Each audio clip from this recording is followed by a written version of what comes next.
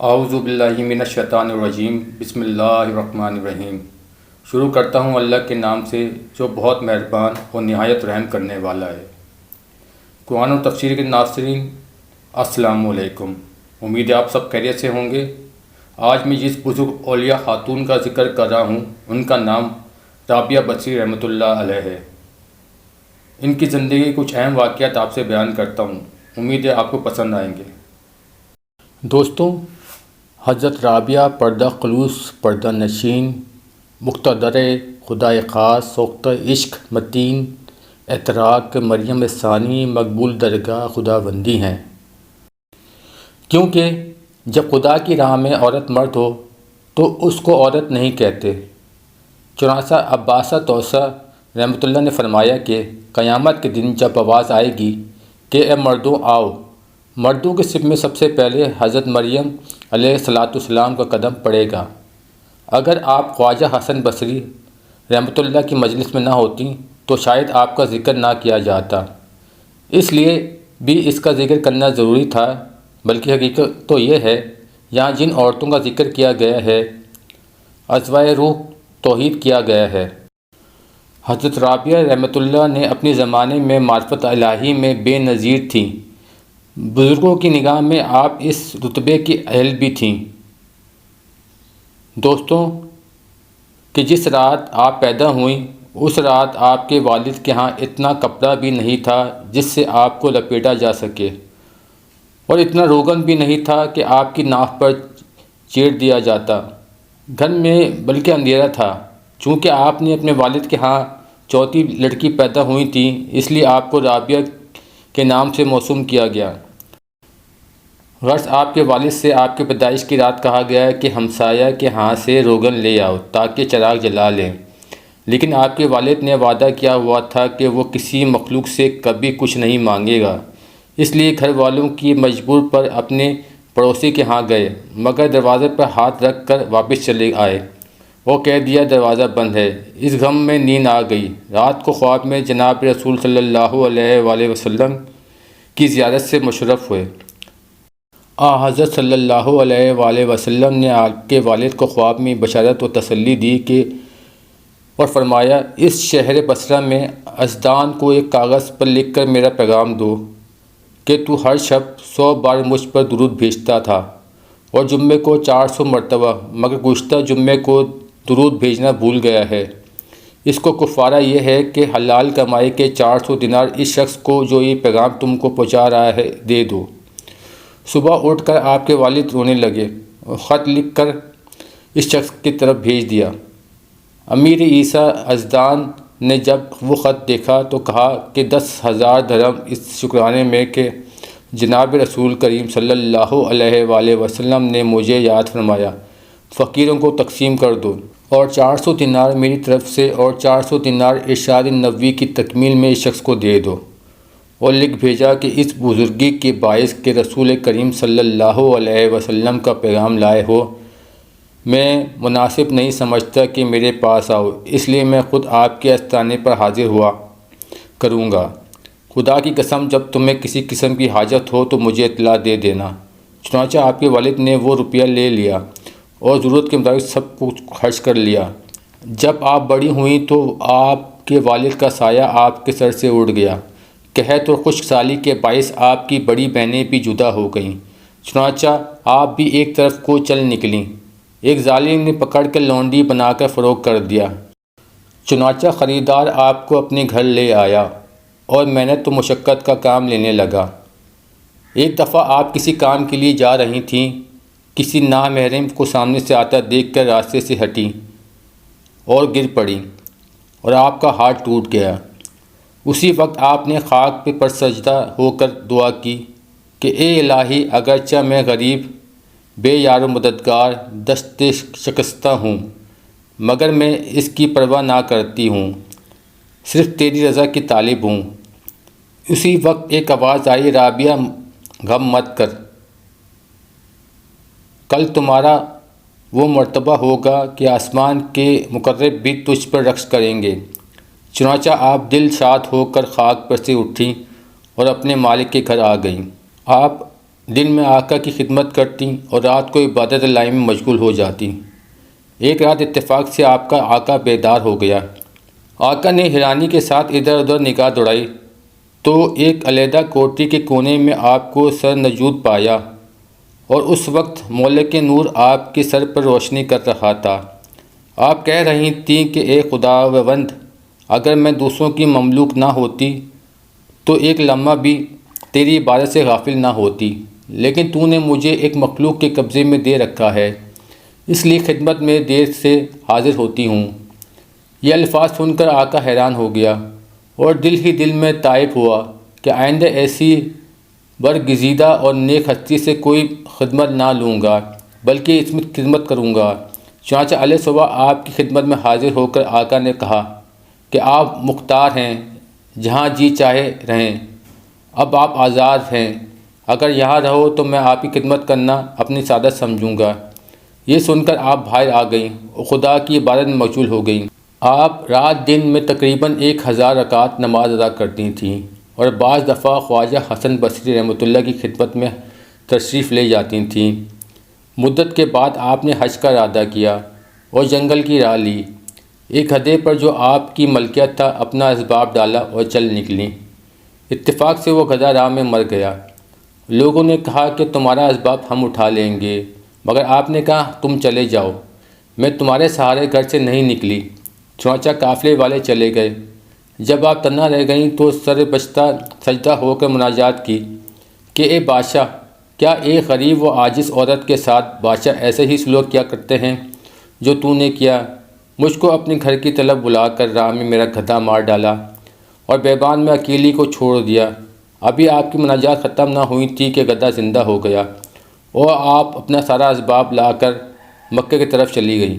راوی روایت کرتا ہے کہ مدت کے بعد اس گدھے کو میں نے مکہ کے بازار میں بکتے ہوئے دیکھا۔ گھر جب آپ مکہ معظمہ پہنچی تو کچھ دن جنگل میں بسر کیے اور کہا خداوند، میں کہاں جاتی ہوں؟ تو نے میرے دل کو پکڑ لیا ہے۔ میری پیدائش مٹی سے ہے اور اس خانہ کعبہ کو آپ نے پتھر سے بنایا ہے، کیونکہ عمارت سنگی ہے، الہی تو ہی مجھ کو مل جا۔ چنانچہ اللہ تعالیٰ نے بغیر کسی واسطے آپ کے دل سے مخاطب فرمایا کہ اے رابعہ، تمام کائنات کا خون اپنے گردن پر لے گی۔ کیا تو نے نہیں دیکھا کہ حضرت موسیٰ علیہ السلام نے دیدار کی درخواست کی؟ ہم نے اپنی تجلی کا ایک ذرہ سا پہاڑ پر ڈالا اور وہ ریزہ ریزہ ہو گیا۔ نقل ہے آپ دوسری مرتبہ حج کو جا رہی تھیں، جنگل میں کیا دیکھتی ہیں کہ کعبہ مکرمہ آپ کے استقبال کو آ رہا ہے۔ رابعہ رحمۃ اللہ نے کہا مجھ کو مکان کی ضرورت نہیں، صاحب مکان درکار ہے، کعبے کے جمال کو دیکھ کر کیا کروں گی۔ روایت ہے کہ حضرت ابراہیم ادھم رحمۃ اللہ علیہ 14 سال کے سفر کے بعد کعبہ مکرمہ میں پہنچے۔ دوسرے زائرین تو قدموں کے بل مکہ مکرمہ میں نہیں ہیں، آنکھوں کے بل جاتا ہوں، چنانچہ یہ کہہ کر قدم اٹھاتے اور 2 رکعت نماز ادا فرماتے، پھر قدم اٹھاتے اور 2 رکعت نماز ادا فرماتے اور اگلا قدم اٹھا کر پھر 2 رکعت نماز ادا فرماتے، اور اسی طرح ہر قدم پر 2 رکعت ادا کر کے 14 سال کی مدت میں جب آپ کعبہ مکرمہ میں پہنچے تو مکہ معظمہ زاد اللہ شرفیہ کو نہ دیکھا۔ کہنے لگے شاید میری آنکھوں کو دھوکہ لگ رہا ہے۔ ہاتف نے آواز دی کہ دھوکہ نہیں ہے، مگر کعبہ ایک ضعیف عورت کے استقبال کے لیے گیا ہوا ہے جو کہ اس طرف کو آ رہی ہے۔ چنانچہ حضرت ابراہیم رحمۃ اللہ علیہ غیرت سے پانی پانی ہو گئے اور عرض کیا کہ وہ کون ہے، یہاں تک کہ رابعہ رحمۃ اللہ کو دیکھا کہ عصا کے سہارے تشریف لا رہی ہیں۔ چنانچہ کعبہ پھر اپنی جگہ پر واپس آ گیا۔ حضرت ابراہیم ادھم رحمۃ اللہ نے رابعہ رحمۃ اللہ سے پوچھا کہ کیا ہنگامہ ہے جو دنیا میں برپا کر رکھا ہے؟ رابعہ رحمۃ اللہ نے فرمایا کہ تم نے دنیا میں شور مچا رکھا ہے کہ 14 سال کی عرصے میں کعبہ تک پہنچے۔ حضرت ابراہیم رحمۃ اللہ نے کہا کہ واقعی 14 سال کے عرصے میں نماز کی حالت میں راستہ طے کیا ہے۔ رابعہ رحمۃ اللہ نے کہا کہ تم نے نماز میں سفر طے کیا اور میں نے نیاز میں۔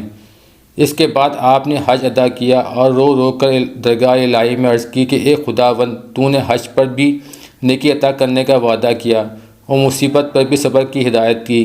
نیکی کا وعدہ کیا ہے، اگر میرا حج قبول نہیں تو مصیبت کا ثواب عطا کر، کیونکہ مصیبت بڑی ہے۔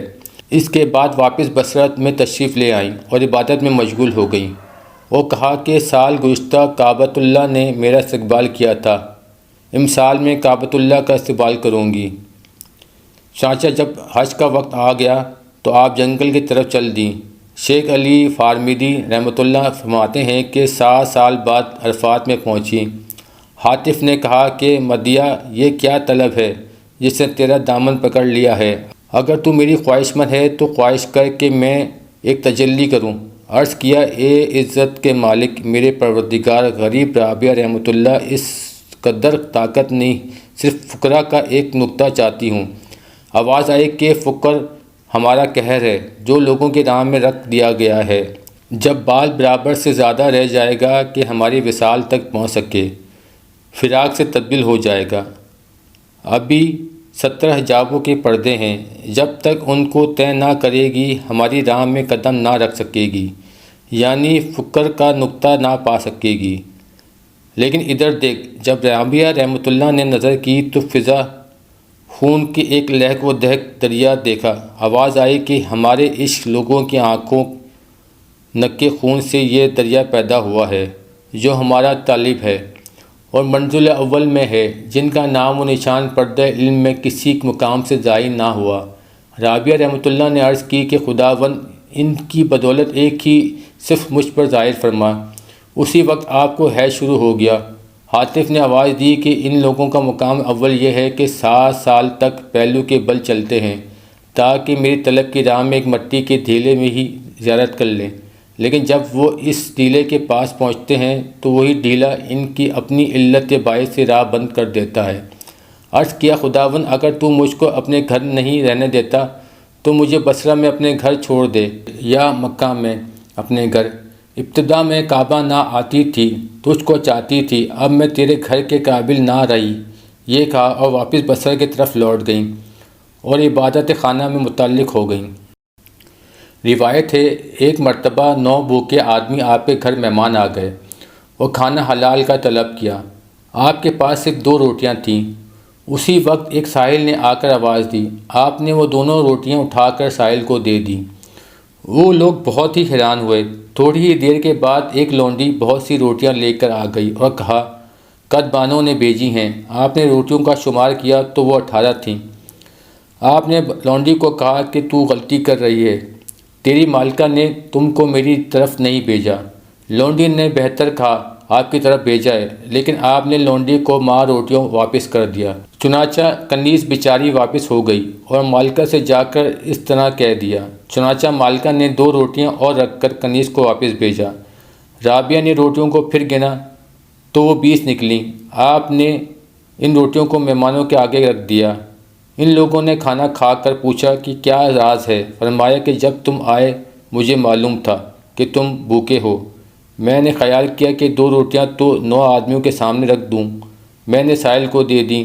وہ خداوند کریم سے دعا کی کہ اے الہی، تو نے ایک اور دنیا میں 10 دینے کا وعدہ کیا ہے، اور مجھے اس بات پر یقین ہے کہ اب میں 2 روٹیاں تیری راہ میں دیتی ہوں۔ جب 18 روٹیاں آئیں تو میں سمجھ گئی کہ یا تو کنیز نے روٹیاں چرائی ہیں یا بھیجنے والی کی غلطی ہے۔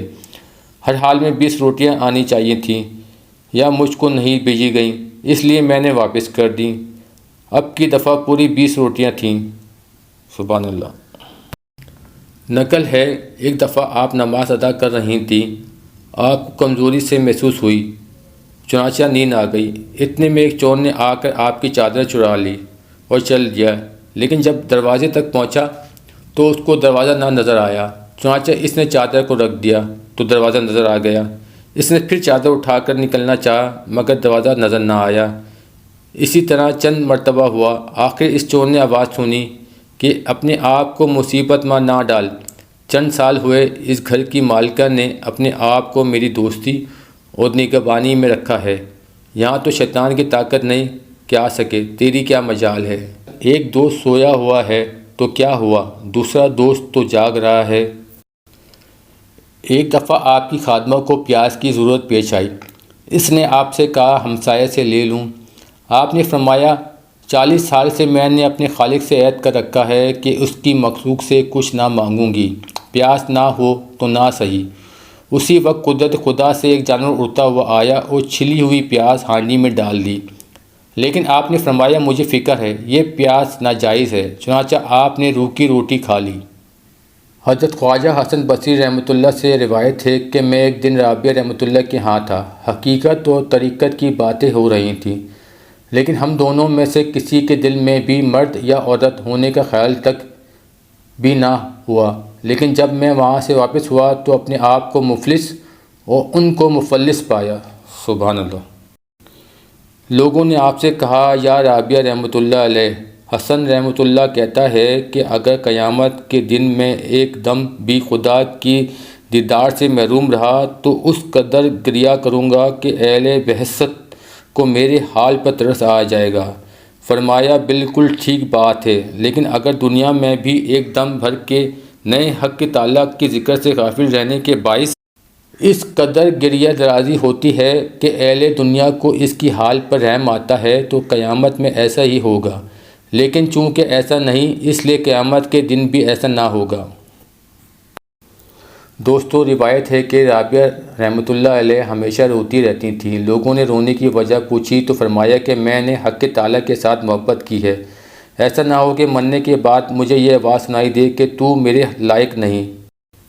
ایک مرتبہ حضرت رابعہ رحمۃ اللہ نے خواجہ حسن رحمۃ اللہ کو موم کا ٹکڑا، سوئی اور بال 3 چیزیں بھیجیں اور کہا کہ موم کی طرح عالم کو منور کرو، خود جلو دوسروں کو روشنی پہنچاؤ، سوئی کی طرح خود ننگے رہو مگر دوسروں کو کپڑا پہناؤ، اور ہمیشہ کام کرو، یہ کام کر چکنے کے بعد بال کی طرح ہو جاؤ تاکہ تمہارا کام خراب نہ ہو پائے۔ دوستوں، ایک دن آپ نے ایک مرد کو روتے ہوئے دیکھا جو کہہ رہا تھا ہائے افسوس، ہائے غم۔ آپ نے فرمایا ایسا مت کہو، بلکہ کہو بے غم بے افسوس، کیونکہ اگر تو غمگین اور افسوسناک ہوتا تو یہ الفاظ کہنے کی جرات ہی نہ کرتا۔ نقل ہے ایک دن حسن بصری رحمۃ اللہ آپ کی عبادت گاہ میں تشریف لے گئے اور رابعہ رحمۃ اللہ سے کہا مجھ کو 2 باتیں بتاؤ جو نہ تم نے تعلیم حاصل کر کے سیکھی ہو، نہ کسی سے سنی ہو، بلکہ بے واسطہ خلقت تجھ کو حاصل ہو۔ فرمایا کہ میں نے چند رسیاں بٹی تھیں اور خیال تھا کہ ان کو بیچ کر اپنا بسر اوقات انتظام کروں گی، چنانچہ ان رسیوں کو 2 درم میں فروخت کیا، 1 درم ایک ہاتھ میں اور دوسرا درم دوسرے ہاتھ میں لیا۔ میں خیال سے ڈر گئی کہ مبادلہ دونوں درم ایک ہاتھ میں لینے سے گمراہ نہ ہو جاؤں۔ میری آج تک کی حاصل شدہ بات یہ تھی۔ ایک دن جب کہ رابعہ کنارے فرات پر بیٹھی تھی، حسن رحمۃ اللہ بھی آ نکلے اور پانی پر مصلی بچھا کر کہا کہ آؤ یہاں پر 2 رکعت نماز ادا کر لو۔ رابعہ رحمۃ اللہ نے فرمایا کہ جب آپ بازار دنیا میں اہل آخرت کو پیش کرتے ہیں تو ایسی بات چاہے جس کو آپ کی ابنائے جنس نہ رکھ سکے۔ پھر ہوا میں معلق مصلی بچھا کر کہا کہ حسن رحمۃ اللہ آؤ یہاں نماز ادا کرو تاکہ خلقت کی آنکھوں سے دور پوشیدہ اور رہ سکو۔ پھر رابعہ رحمۃ اللہ نے اور حسن رحمۃ اللہ نے دل یعنی اندیہ معلوم کرنے کی غرض سے کہا کہ جو کچھ آپ نے کہا وہ ایک مچھلی کر سکتی ہے اور جو کچھ میں نے کہا وہ ایک مکھی کر سکتی ہے، لیکن حقیقی کام ان دونوں کی باتوں سے باہر ہے۔ پیارے دوستوں، نقل ہے کہ موسم بہار میں مکان کے اندر سے باہر نکلیں، خادمہ نے عرض کیا باہر تشریف لائیے، خالق کی قدرت کو ملاحظہ فرمائیے۔ آپ نے اس کو کہا کہ ایک دفعہ اندر آ اور خود سالہ حقیقی کو دیکھ لے، اور کہا کہ میرے کام صنعت کو دیکھنا نہیں بلکہ خود ثنا کو دیکھنا میرا کام ہے۔ پیارے دوستوں، ایک دفعہ چند آدمی آپ کے پاس آئے، دیکھا کہ گوشت کو دانتوں سے کاٹ رہی ہیں۔ لوگوں نے پوچھا کہ آپ کے پاس چھری نہیں؟ فرمایا کہ جدائی کے خوف سے میں نے کبھی چھری نہیں رکھی۔ دوستوں، ایک دفعہ حضرت خواجہ حسن بصری رحمۃ اللہ نے آپ سے دریافت کیا کہ کیا تم کو شوہر کی رغبت نہیں؟ فرمایا ایک دن نگاہ جسم پر ہوتا ہے اور یہاں میرا وجود ہی نہیں، میں مالک کی مملوک ہوں۔ مالک سے پوچھو۔ پھر پوچھا کہ یہ درجہ تم نے کس طرح حاصل کیا کہ سب حاصل کی ہوئی چیزوں کو اس میں گم کر دیا؟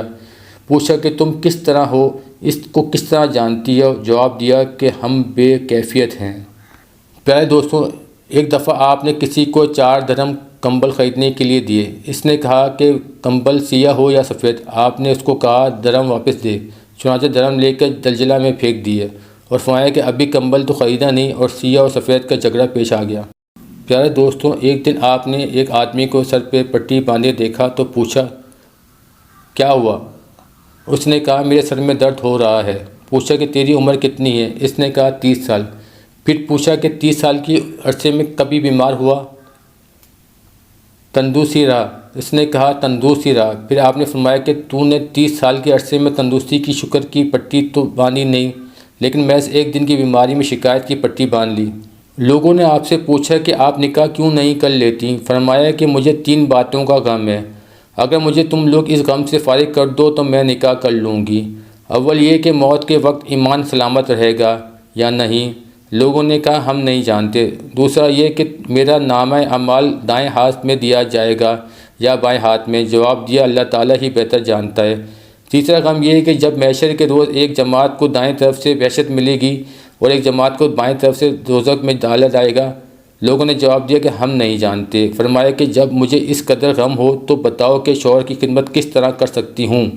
لوگوں نے پوچھا کہ بندہ کس طرح خوش ہو سکتا ہے؟ فرمایا جب محنت پر شکر کرے جیسا کہ نعمت پر شکر کرتا ہے۔ پھر پوچھا کہ گناہ گار توبہ کرے تو قبول ہوگی یا نہیں؟ فرمایا کس طرح توبہ کرے؟ جب تک اللہ تعالیٰ توبہ کی توفیق نہ دے، جب تک وہ توبہ کی توفیق نہ دے گا توبہ نہیں کر سکتا۔ اور فرمایا کہ انسان آنکھوں کی راہ میں خدا کی منزل حاصل نہیں کر سکتا، زبان کی طرف سے بھی راہ نہیں مل سکتی، قوت سماع صرف سنتی ہے، ہاتھ پاؤں حیرت میں ہیں، معاملہ صرف دل کے ساتھ ہے۔ کوشش کرو تاکہ یہ بیدار رہے۔ جب دل بیدار ہو گیا تو اس کو یار کی ضرورت نہیں، کیونکہ دل بیدار حق میں گم ہو جاتا ہے، اور جو اس غم میں ہوگا اس کو یار کی حاجت نہیں۔ تو فنا فی اللہ کا مقام ہے۔ دوستوں، ایک رات خواجہ حسن بصری رحمۃ اللہ اپنے چند رفیقوں کے ہمراہ حضرت رابعہ رحمۃ اللہ کے ہاں تشریف لے گئے، لیکن وہاں چراغ نہ تھا اور خواجہ حسن رحمۃ اللہ کو چراغ کی ضرورت تھی۔ چنانچہ رابعہ رحمۃ اللہ نے اپنی انگلی پر پھونک ماری، جس سے انگلی فوراً روشن ہو گئی اور صبح تک چراغ کا کام دیتی رہی۔ اگر کوئی اعتراض کرے کہ یہ کس طرح ممکن ہے تو میں کہوں گا کہ جو شخص نبی کریم صلی اللہ علیہ وسلم کی تابعداری کرتا ہے اور اس کو اس کرامت سے ضرور حصہ ملے گا۔ جو بات پیغمبر صلی اللہ علیہ وسلم کے لیے معجزہ ہے وہ اس کے تابع ولی کے لیے کرامت ہے۔ لوگوں نے آپ سے پوچھا کہ آپ کہاں سے آئی ہیں؟ فرمایا کہ اس جہاں سے۔ پھر پوچھا کہاں جاؤ گی؟ فرمایا اسی جہاں۔ پھر پوچھا اس جہاں میں تم کو کیا کرتی ہو؟ فرمایا افسوس کرتی ہوں۔ پوچھا کس طرح؟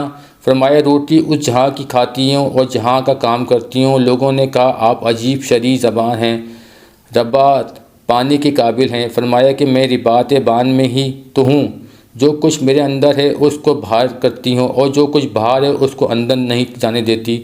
اگر کوئی آئے یا جائے مجھ سے اس کا کوئی واسطہ نہیں۔ میں دل کو حفاظت میں رکھتی ہوں، مٹی جسم کی حفاظت نہیں کرتی۔ پوچھا کہ آپ شیطان کو دشمن سمجھتی ہے؟ فرمایا کہ میں رحمان اللہ تعالیٰ کی دوست کو چھوڑ کر شیطان کی دشمنی میں مشغول نہیں ہوتی۔ دوستوں، اگر آپ کو ہماری کاوشیں اچھی لگیں تو ہمارے چینل کو لائک کریں، شیئر کریں، سبسکرائب کریں۔ جزاک اللہ خیر۔